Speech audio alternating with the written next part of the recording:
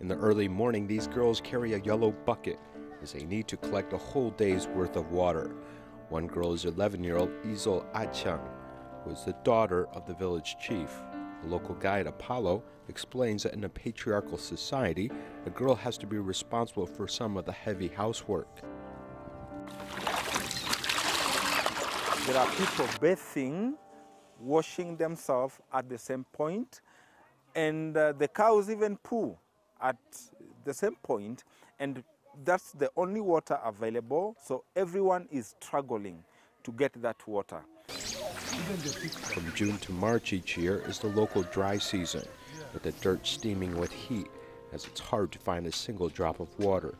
On the day this interviewed team arrived, people including cattle flocked to this pond, which is less than 100 square meters. Women move long distances to reach for water, and the water they are reaching, it is not clean.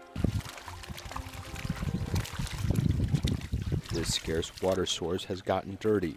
Fortunately for the 300,000 residents of Wera village, there is a nearby Lake Victoria, with a round trip to get water covering 14 kilometers. Or they have to buy water from water vendors. And one, you also don't know where they got that water from. So you're buying water and you're risking your life also. Maybe you think the government should be involved in ensuring the water supply. Actually, the government is doing little to help the locals as it earns money by extracting water from Lake Victoria and selling it to the public in volumes of 20 liters for 50 US cents, with prices, larger units of water costing 27 US dollars, which is 90 times that of Taiwan. On average, the common person would earn less than $1 in a day. So at that rate means you'll only be able to have 20 liters. You're working for 20 liters per day. But not everyone can afford water. A water project initiated by the Kenyan government has stalled. The black buckets simply hang at the side. These children return home from the lake, arriving at the school late in the afternoon.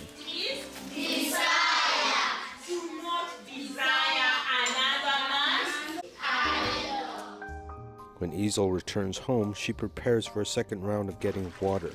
Where a village sees 15% of the population relying on fishing, and 60% are farmers. Without proper management, even if there's a lake, not everyone in the village is given access.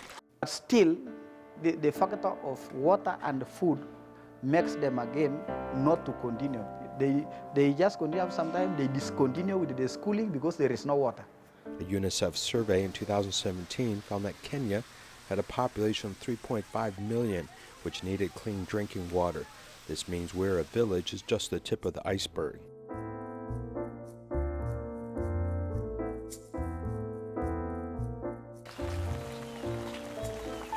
This 12-year-old boy, Samvel Salumia, is learning to grow plants and herbs from his neighbor Andrew.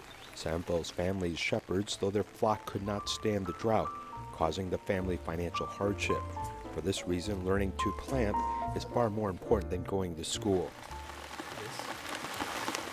Taking advantage of the rainy season has to work quickly to put in these crops.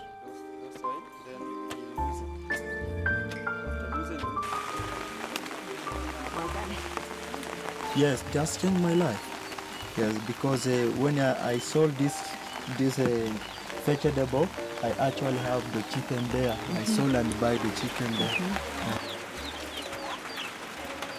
Their life depends on their farming skills. Food first, water, and then education comes last. The Global Risk Report published by the World Economic Forum has listed water shortage as one of the most pressing crises that will affect global stability in the next 10 years. The World Bank also warned that there will be 1.6 billion people in the next 20 years with limited access to water. One of the fastest growing areas where population is growing very rapidly. If there are more and more humans, they need more and more food, water, energy, etc. Kenya, the cycle of poverty passed from generation to generation, aggravates the problem of water shortage caused by climate change. Because of this, education has become an unattainable hope for many Kenyan children.